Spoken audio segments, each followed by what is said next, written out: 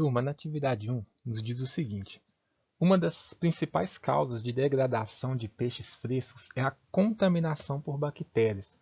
O gráfico apresenta resultados de um estudo acerca da temperatura de peixes frescos vendidos em 5 peixarias. O ideal é que esses peixes sejam vendidos com temperaturas entre 2 graus e 4 graus Celsius, beleza? Selecionando-se aleatoriamente uma das 5 peixarias pesquisadas, determine a probabilidade de ela vender peixes frescos na condição ideal. Analisando o nosso gráfico, nós temos um eixo vertical com a temperatura de 0 a 15 graus, temos um eixo horizontal com as 5 peixarias diferentes representadas por esses números romanos, e temos também o nosso título, temperatura do pescado nas peixarias, e o rótulo, que é esse númerozinho associado a uma coluna. É um gráfico de barras verticais, também conhecido como gráfico de colunas. A peixaria 1 vende os peixes a 14 graus, a peixaria 2 a 13 graus,2, a peixaria 3 a 10,5 graus, a peixaria 4 a 8,9 graus e a peixaria 5 a 2,3 graus. A partir daí podemos lembrar que a probabilidade é dada pela razão que envolve o número de casos favoráveis pelo número de casos possíveis. E aí basta que nós peguemos o número de casos favoráveis. E quantos são, turma? Se nós olharmos para o gráfico, são apenas um caso, né? É apenas um caso favorável. Só a peixaria 5 que está vendendo o peixe nas condições ideais, que são entre 2 graus e 4 graus, porque é 2,3 graus. Fora essa peixaria, está todo mundo vendendo peixe fora da condição ideal. Por isso que esse é o número de casos favoráveis, e o número de casos possíveis são 5, porque são 5 peixarias. Ou seja, você tem a possibilidade de escolher aquela que vende ideal ou todas as outras, né, ou ela, né, ou todas as outras que não vendem, que somam 5. Por isso que nós podemos falar que a probabilidade de você escolher uma peixaria que vende o produto na condição ideal é de 1 para 5. E se você quiser aprimorar mais ainda, você pode dividir. Você divide 1 por 5. O múltiplo de 5 mais próximo do 1 é o 0, então 0 vezes 5 é 0. O resto, 1 menos 0, é 1. Começamos a trabalhar com as casas decimais aqui com os décimos. 10 dividido por 5, a vírgula no resultado também, por causa, né, da parte decimal, é 2. 2 vezes 5 é 10. E aí nós temos 0,2. O que significa 0,2? Significa 20%, porque 0,2, 0,20 é a mesma coisa. Então aqui nós temos 20% de chance de escolher, né, uma peixaria que venda o peixe na condição ideal. Beleza? Turma, na atividade 2, nos diz o seguinte: as 23 ex-alunas de uma turma que completou o ensino médio há 10 anos se encontram em uma reunião comemorativa. Várias delas haviam se casado e tido filhos. A distribuição das mulheres, de acordo com a quantidade de filhos, é mostrada no gráfico abaixo. Então, nós temos o gráfico no qual o eixo vertical possui a quantidade de ex-alunas e o eixo horizontal a quantidade de filhos que essas respectivas alunas possuem. A partir daqui dá para tirar a seguinte conclusão: sem filho nenhum são 8 ex-alunas, com um filho são 7 ex-alunas. Por quê?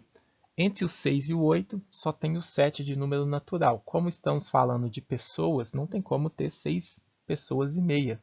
Então tem 7 ex-alunas ali. Aqui, com 2 filhos, são 6 ex-alunas, e com 3 filhos, são 2 ex-alunas. A partir daí, a sequência do problema nos diz o seguinte: um prêmio foi sorteado entre todos os filhos dessas ex-alunas. Determine a probabilidade de que a criança premiada tenha sido, né, um filho ou uma filha única, beleza? Único, filha única, ok? A partir daí, nós precisamos lembrar que a razão que determina a probabilidade é a razão entre o número de casos favoráveis e o número de casos possíveis. Então, muita atenção. A probabilidade de a criança premiada tenha sido um filho único. Se ela é um filho único, ela não tem irmãos, beleza? Olha só, Número de casos favoráveis são as mães que possuem um filho apenas. As 7 ex-alunas aqui, ó, que possuem um filho. Se são 7 ex-alunas com filhos, são 7 filhos. Por que eu preciso de saber a quantidade de filhos, pessoal? O prêmio vai ser sorteado entre todos os filhos. Essa é uma informação muito importante, porque, embora tenha uma grande ênfase na quantidade de 23 ex-alunas, entre outras coisas mais, o prêmio é sorteado entre todos os filhos. Então, o número de casos possíveis vão ser todos os filhos, beleza? Esse que vai ser o nosso espaço aí amostral, e o nosso evento vai ser esses 7 filhos que não possuem irmãos, ok? A partir daí, eu tenho que determinar o número de casos possíveis. Vamos analisar o gráfico que nós fizemos daquela vez. São 23 ex-alunas. Dessas 23 ex-alunas, 8 não têm filhos, 7 têm um filho, então são 7 filhos, beleza? 7 com um filho, 7 vezes 1, 7. 6 dessas ex-alunas possuem 2 filhos, então 6 vezes 12, 6 vezes 2, 12, mais 12 filhos.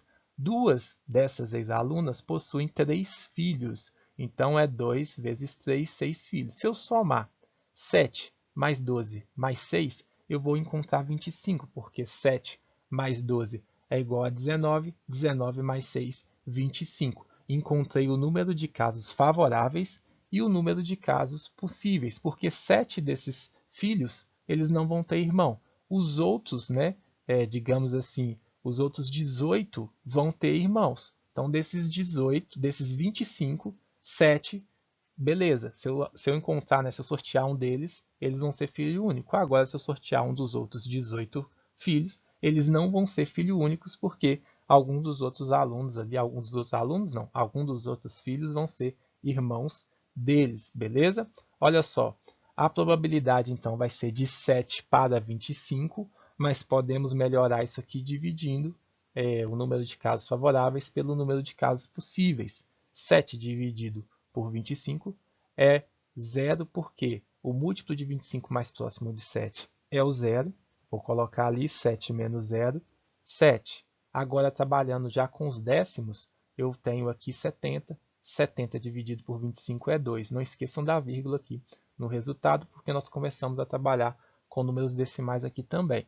2 vezes 25 é 50. Esse é o múltiplo de 25 mais próximo de 70, porque o próximo seria 75 e passaria. 70 menos 50, 20. E aí, pegando mais aqui uns centésimos, né? Agora desce o 0. 200 dividido por 25 é igual a 8, porque 8 vezes 25 é 200, né? 200 é um múltiplo de 25. A partir daqui, pessoal, chegamos em 0,8, 28 centésimos, que é o mesmo que 28%. Não se esqueçam. Essa é uma maneira de representar na forma fracionária. Essa forma fracionária pode ser reescrita em uma forma decimal, e essa forma decimal representa uma porcentagem. Então, aqui nós temos 28% de chance de escolher, né, de ser sorteado um filho que seja único. Beleza? Turma, na atividade 3 nos diz o seguinte: o diretor de um colégio leu numa revista que os pés das mulheres estavam aumentando.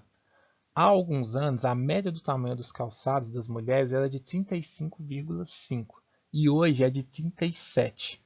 Embora não fosse uma informação científica, ele, curioso, fez uma pesquisa com as funcionárias do seu colégio, obtendo o quadro seguinte. Então, ele foi lá, pesquisou o tamanho dos calçados e viu que o número de funcionárias que calçava 39 era só uma, o que calçava 38 eram 10, o que calçava 37 era 3, o que calçava 36 eram 5 e calçavam 35 era 6, beleza? A partir daí, né, escolhendo uma funcionária ao acaso e sabendo que ela tem calçado maior que 36, determine a probabilidade de ela calçar 38.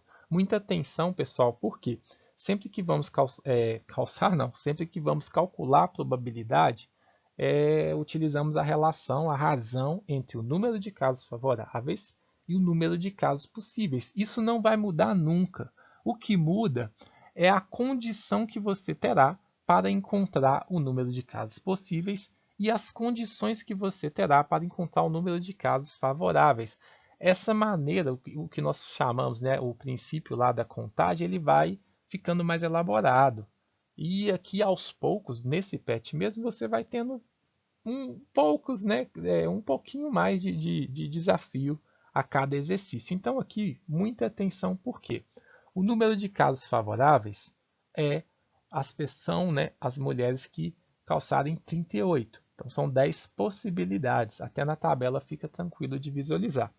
Já o número de casos possíveis não vai ser todas as mulheres, porque ele determinou, ele pôs uma condição. Ele falou assim que sabíamos que essa pessoa calçava mais que 36. Para determinar a probabilidade, você precisa de pegar todas aquelas que calçam mais que 36. São as que calçam 37, as que calçam 38 e 39. Se eu somar 10 mais 1, 11, com mais 3, 14 possibilidades. E aí sim eu posso determinar a nossa probabilidade, que vai ser de 10 para 14. Dessa vez eu não vou dividir o 10 por 14, eu só vou simplificar. Né? Por 2 vai ficar 5 para 7. Então a probabilidade de escolher uma funcionária ao acaso, já sabendo que ela calça mais do que 36 e sair alguma que calça 38, é de 5 para 7. Beleza? Turma, na atividade 4 fala o seguinte: para verificar e analisar o grau de eficiência de um teste que poderia ajudar no retrocesso de uma doença numa comunidade, uma equipe de biólogos aplicou em um grupo de 500 ratos para detectar a presença dessa doença. Porém, o teste não é totalmente eficaz, podendo existir ratos saudáveis com resultado positivo e ratos doentes com resultado negativo. Sabe-se ainda que 100 ratos possuem a doença, 20 ratos são saudáveis com resultado positivo, 40 ratos são doentes com resultado negativo. Imaginando que um rato foi escolhido ao acaso e verificou-se que o seu resultado deu negativo, determine a probabilidade desse rato ser saudável. Turma, são problemas, assim como os outros, que envolvem a razão entre o número de casos favoráveis e o número de casos possíveis. No entanto, a maneira de você determinar o número de casos favoráveis e o número de casos possíveis vai ficando diferente. Vai acontecendo algumas condições que influenciam nesses números.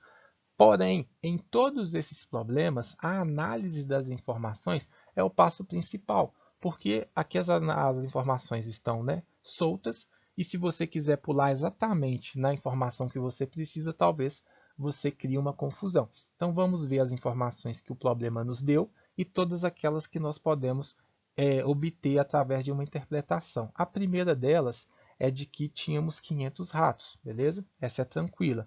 Uma outra informação importante também, todas são, que 100 ratos estavam doentes, 100 ratos possuem a doença. Então vou tentar marcar aqui para vocês, olha só, 100 ratos possuem a doença. Se 100 ratos estão doentes de um total de 500, podemos concluir que 400 estavam saudáveis. E aí, com base nesses ratos saudáveis, o nosso próprio problema fala o seguinte, que 20 ratos, né, o nosso enunciado fala que 20 ratos são saudáveis com resultado positivo. O resultado deveria, né, ser negativo, mas é um caso, é isso que ele está falando, que o teste não é eficaz. Se 20 desses 400 deu positivo, 380 são ratos saudáveis com resultado negativo. É uma outra informação que nós podemos interpretar. E a última informação que está aqui mais nítida é que 40 ratos são doentes com o resultado negativo.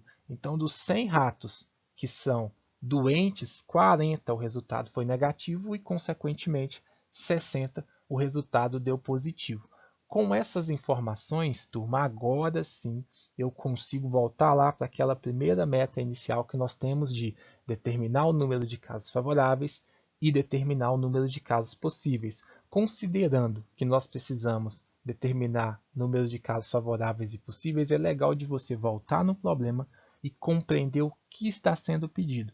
Um rato foi escolhido ao acaso e verificou-se que o seu resultado deu negativo. Determine a probabilidade de esse rato ser saudável.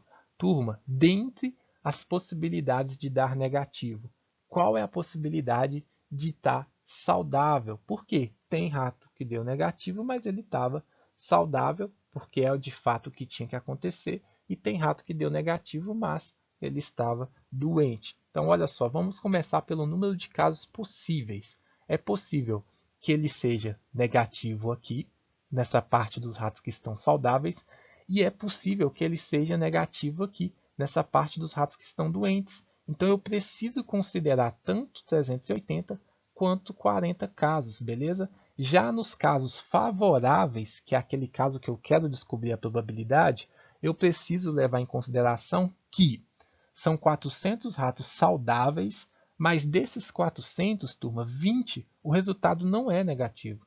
O resultado é positivo. Então, esses 20 não são casos favoráveis, porque se der um rato que está saudável, mas o resultado dele é, digamos assim, positivo, né, não faz sentido a gente considerar. Por isso, são 380 casos favoráveis, que são esses 380 ratos que deram resultado negativo e estão saudáveis de fato, beleza? Olha só, montando a nossa razão, 380 no número de casos favoráveis e 380 mais 40 no número de casos possíveis. Somando isso aqui, dá 380 para 420. Essa é a nossa probabilidade, que pode e deve ser simplificada. Eu posso dividir isso aqui por 2, tanto o numerador quanto o denominador, ou seja, o antecedente quanto o consequente, já que falamos de razão. 380 dividido por 2 é 190, 420 dividido por 2 é 210. Simplificando mais uma vez por 10, eu tenho 19 para 21. Essa é a probabilidade de o rato ser saudável. Se você tirar, né, escolher um rato aleatoriamente e o resultado dele for negativo, a probabilidade dele estar saudável é de 19 em 21. É uma probabilidade alta, né, pessoal? É aquela questão, são 2 para 21 a probabilidade de ele não ser um rato saudável, beleza?